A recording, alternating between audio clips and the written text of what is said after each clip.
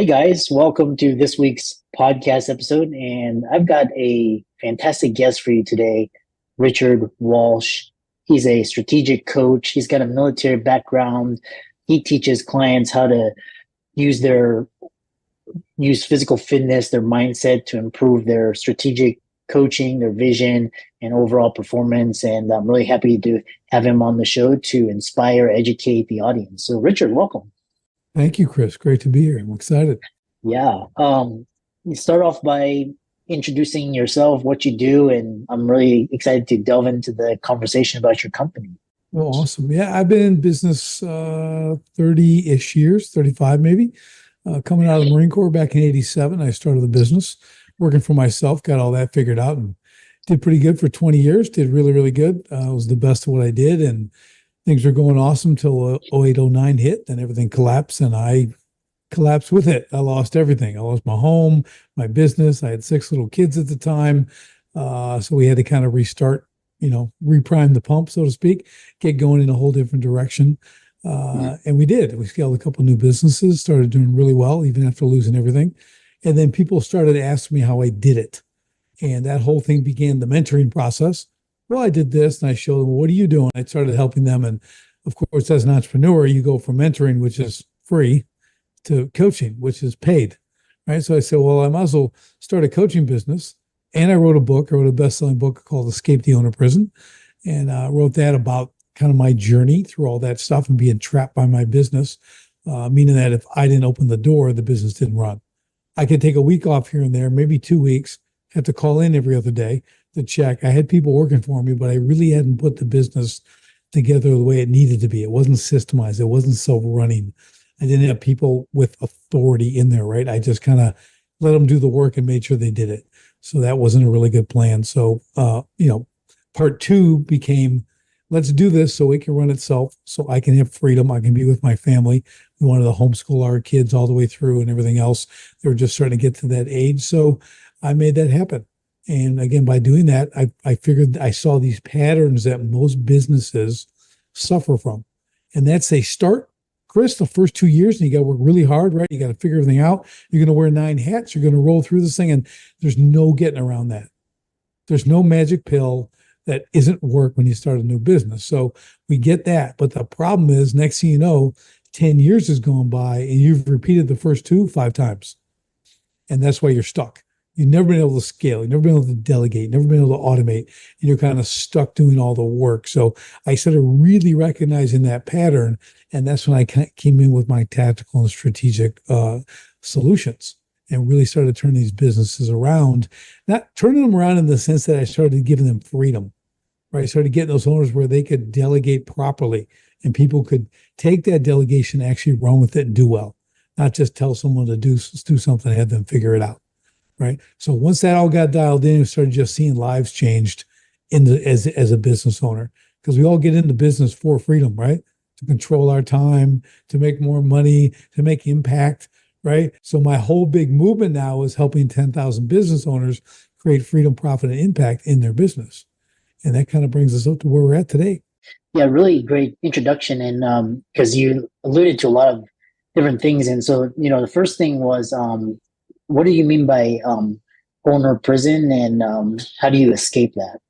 Yeah, so the owner prison is like that. So you begin and you're doing everything because you have to. But the problem is, if you're not able to create systems in your business, duplicatable processes that you can put people into so they can run with the ball, right? You don't have to micromanage them. You don't have to stand over. You have to check every time they do it because they don't really know how to do it your way. That's the prison. You can't leave for a month and not call in because the place will burn down, right? You're just, it's going to be crazy. You'll have nothing left when you come back. So a lot of people get in that. Now they're making money, but they just can't break away. The problem, Chris, is they feel that the business will only run with them. Only they can do it the best. That's the big thing. And I get it, like, you're really good. I make the assumption with every owner I work with, you are the best at what you do. It's just an assumption I have. You better be the best, because that's really who I work with, is the best. But if someone can do it 95 or 97% as good as you, your customers will not know the difference. Okay. That's the first step. So turn that person loose, and then train them up the next 5 to 3%, right? What do they need to do to be as good as you? Because you're not a unicorn. You're not the only guy who can do it the greatest. So have some confidence in your own ability to teach someone and their skills and let them do it, because that's where your freedom will come from. It's really awesome when it happens. In a follow interesting is follow-up question, because what you alluded to is working on the business versus working in the business. This is the E-myth. So the other question I have for you is because I want to expand upon you talked about systems and processes, but earlier on you said there are certain patterns that owners fall into that cause them to get stuck. What are those patterns? So they have a fear of hiring because I don't have the money. That's always, I can't afford anybody, right? So that's a big one. And that holds them back. Man, that slows growth like no one's business. That is probably the number one thing that traps you in your business, right? They also never get help. And I mean by help is whether that's a coach or get good counsel around them. Do you have any people who have been where you're going and us, when we become successful, just like you're doing this podcast, Chris, we share with others. We'll help you. If you're an entrepreneur trying to come up, I help a lot of people. I love to see them get started. I love to, let me help you get going. So they're there. I never asked for help my first 20 years. I mean, I had billionaire clients give me advice. And I'm like, what do you know? You don't build water features. I build water features, and just, they were right about everything. And the whole thing collapsed because I'm an idiot. Okay. I worked twice as hard and it took twice as long. I got there, but really, I really didn't get there. Right. And if you get help, you can compress time. Right. You can stop making the bad decisions, costing mistakes, right? You can stop doing the dumb things that you realize right after you do them, that was really dumb, but it cost me $5,000. Right. So, that kind of stuff. So the patterns, they never ask for help. They don't know how to hire. Okay. They don't have the budget because they haven't been pricing properly. So another thing is they never price correctly. Never do they price correctly because they want to get work.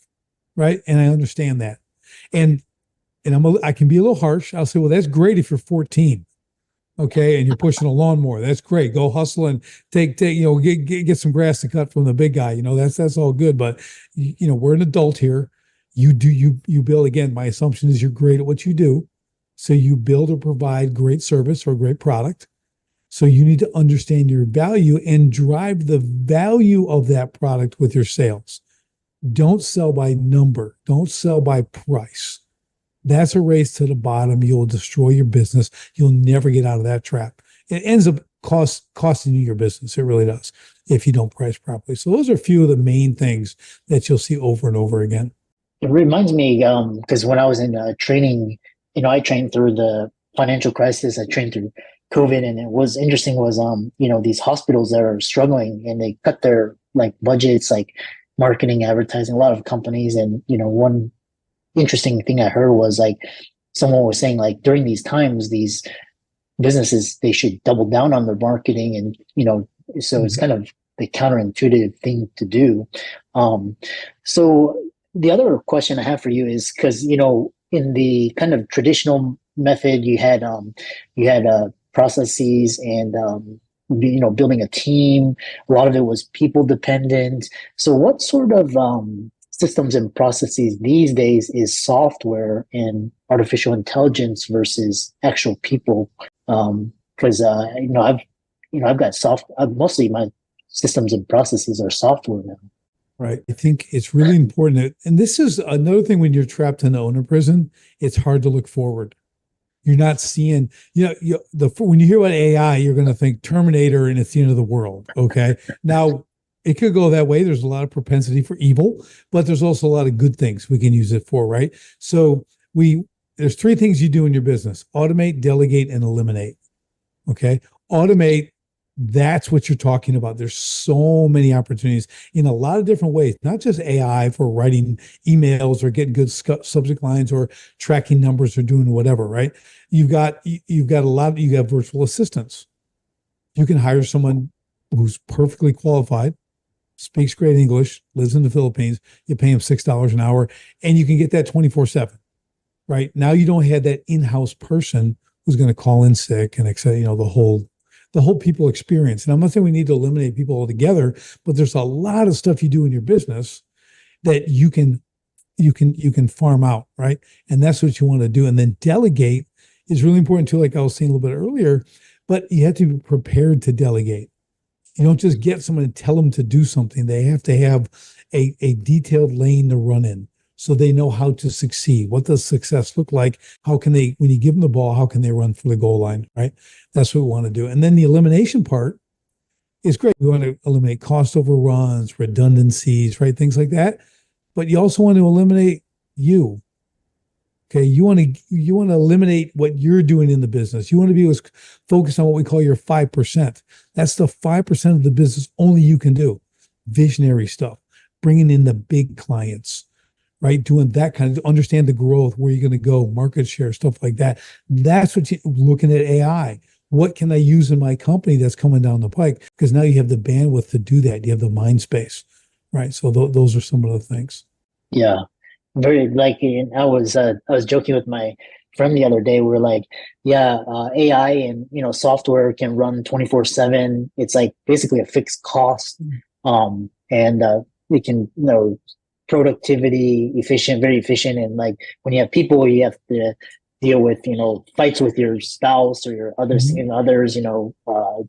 take your kid to the doctor, all this other stuff, which is interesting. So next question is, because how has the mindset in business, especially with being in the Marine Corps, there's a talk about the good, how it's helped you in business, as well as some of the because the Army's very regimented, and sometimes business you have to be flexible. Talk about the mindset that's helped you. Yeah, so the Marine Corps, the big thing, what we're about is mission accomplishment, right? So we're not into failing. All right. So you kind of get that. You learn how to do whatever it takes to achieve the mission, right? To accomplish that. No matter how grueling, no matter how long it takes, you'll get it done, right? Whatever the cost. So I kind of took that with me. Not kind of, I guess I did. I kind of had it. They enhanced it. That's a big part of what I took with me to get things done. Now, you're right about the flexibility aspect. Like, the Marine Corps is a little different than other branches because we're about adaptability. Not that they're not, but that's one of our prime directives. You adapt and overcome. Okay. Because everything is screwed up all the time. Okay. No battle plan ever survives the first shot. Okay. It's like that goes for anybody. Okay. So if you understand that, you better have contingencies ready. You better be able to think on the fly. You have to do that to adapt. And business is like, worse than war. I call it the endless war. Business is the endless war. You're at battle all the time. That's why we're honing entrepreneurial warriors on the battlefield of business. That's what we do as a coaching company, right? We get these guys ready to get in it every day and mix it up because you have to. And that flexibility and adaptability is critical. So I think I got all three. I really got that dialed in well for me from the core. And then you get out and sometimes you don't even know it. Then all of a sudden you realize, well, this is the same thing. It's just business. So we started doing it that way, and that's really helped. Plus, but the other side, you said the negative side, like I said, I'm a little thick and didn't ask for help. Okay. You got that part too. Okay. Get it done no matter what. And you're probably going to be by yourself. Okay. There's only one of you left. You're still going to, okay. So I'm that, like this is, I'm the one man guy. So that was not so good. And that was more in probably my own head, my own philosophy. It was ego driven. It was pride driven. It really was. So here's a warning. Take your ego and take your pride and lock it in the proverbial box. Okay. Humble yourself. Get surrounded with wise counsel. Okay. Ask for help. Hire the coach.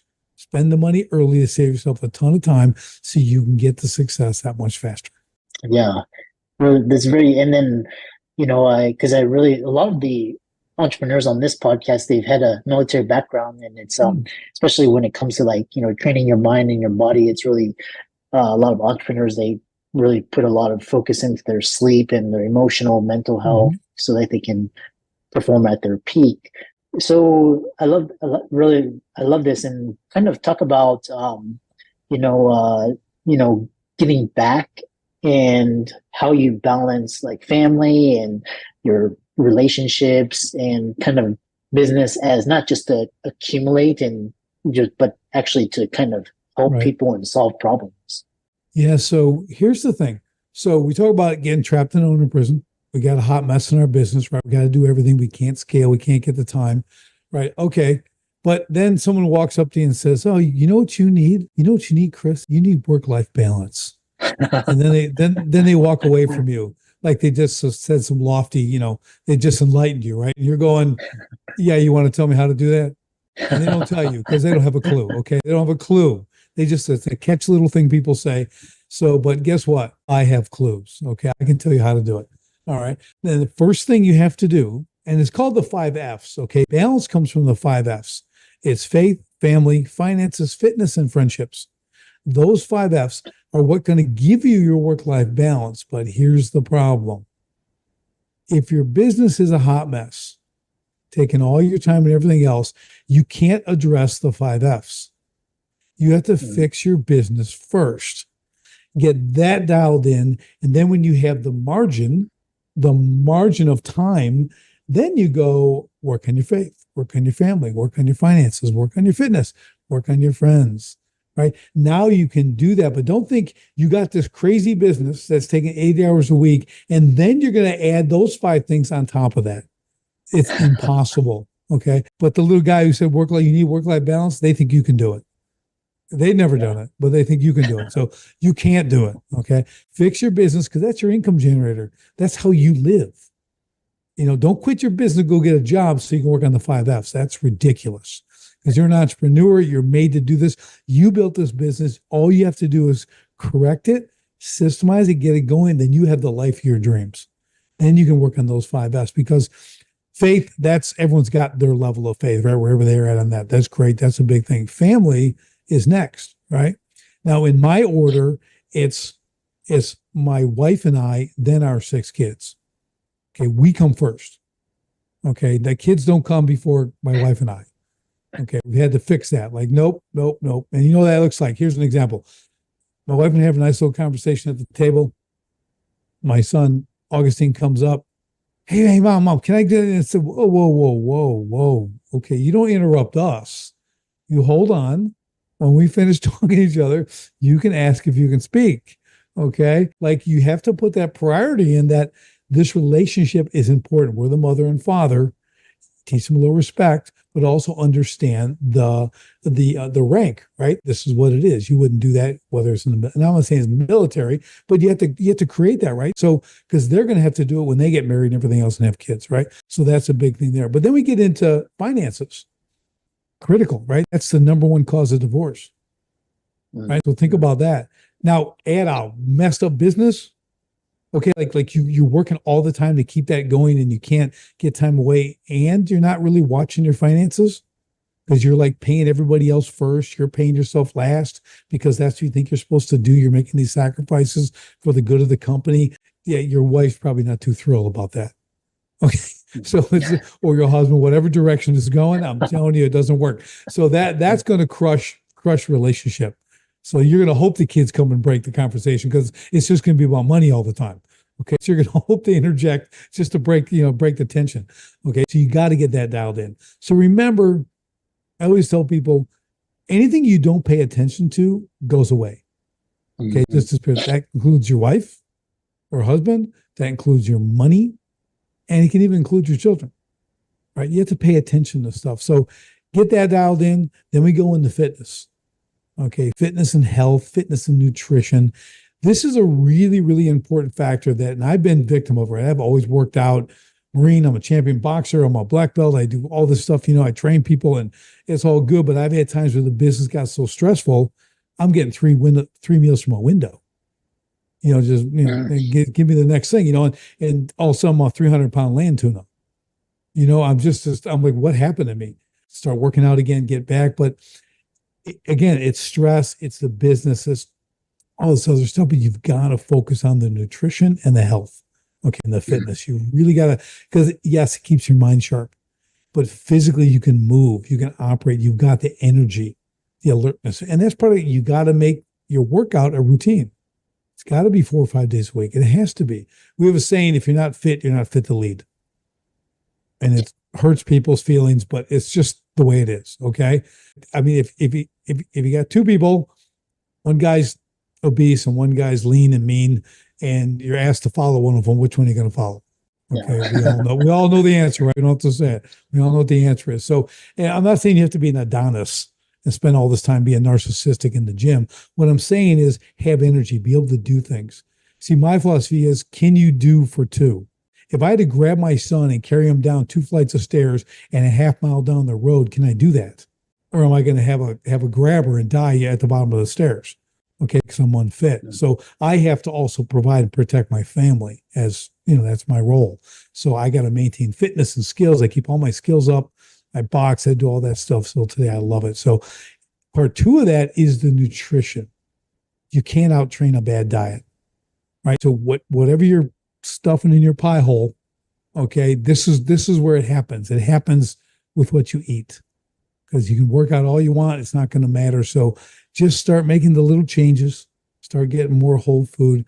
A friend of mine, Chris, he coined this phrase. He made this thing up. It was the funniest thing I ever heard. We were talking about it. He goes, well, I just do the green face diet. I go, the green face diet? What's that? He goes, well, if it didn't grow, like it wasn't green or had a face, I don't eat it. Okay. So he's not getting stuff from boxes and things, So it's kind of funny. So with the green face diet, that's simple to follow, but you can figure out your own way. But really, it's a critical part to leadership, guiding a company, guiding your family. You're the example. Remember, your children, more is caught than taught. They will watch what you do now. You can tell them to eat healthy, but if you're not, they're just going to do what you did. You're the default. Even when they get older, they're going to do what they saw you do. If they saw you being healthy, eating the right thing and making them, like I make them smoothies, protein shakes, juice. We do fresh extracted juices. I make that for all the kids. I make a half gallon a day for them. Everyone's getting in and run out the door with, and it tastes great, right? So you build those habits just like you would do for yourself. And then finally, you got friendships. Okay. Now friendships is everyone's got their thing. I have a very small friend circle. Okay. My joke with my kids, I said, well, if I lost 3 fingers off this hand, all my friends could still fit on it. I said, I'm good. I'm good. But I just keep that circle very tight. So I call them my trench buddies. Guys always have my 6, no matter what, they're going to be there for me. So that's always going to be a small number. Now I have other circles. I have other friends, acquaintances, networks, things like that, because that's business and that's life. And I do that. But the people who really are close, who have the number, can contact me whenever, that's a very small number of people. So, but you want to be able to at least cultivate that. And a lot of times, an entrepreneur, you're trapped on your island all by yourself because entrepreneurship's lonely. So that's the 5 F's. How about that? Yeah, really fascinating. Just it reminds me of take advice from people that have done what you are doing, and because I know colleagues, some of my colleagues, they're like, their nutrition is not the best, and some of them are smokers and alcoholics, and they're telling patients not to smoke and drink, and so it's like in one ear out the other. There's a big debate you'll see on things. They'll talk about trainers, personal trainers, fitness trainers. Can they be fat or they got to be super fit? Doesn't matter. And it's you can't believe the battles between the two. Okay, well, this is a knowledge they know, and this and this, but they're a slob. Okay, they don't do it. You have to do what you teach. Okay, that's coaching in general, I think. And business coach, whether it's business coaching or health coaching, you have to do what you teach. If you don't do it, you don't live it. Come on, there's a loss of legitimacy there. It's hard to be an authority or a leader when you can't live what you're speaking. Yeah. How can people find you and reach out to you and find out more about you? sharpenthespiritcoaching.com. Best place to go. One-stop shop, sharpenthespiritcoaching.com. And I'll tell you what, Chris, let's do this for your audience. If they want a copy of Escape the Owner Prison, you can see it, the audio version. Okay, I'll give them a free audio version if they go to my website, sharpenthespiritcoaching.com, go to my contact, send me a 1-sentence email. Say, Richard, saw you on Chris' show. Love to get a copy of the free audiobook. Done, I'll send it to you. Okay, just because they're your listeners. Okay, so they get that. And here's the best part. They get to hear me speak for 2.5 more hours as I read the book to them. See? So the benefits are endless. Yeah, awesome. And for all the listeners, I direct you to check out Richard's socials, give him a like and follow. Email will be in the show notes so you can check out the free audiobook. And thanks so much for coming on.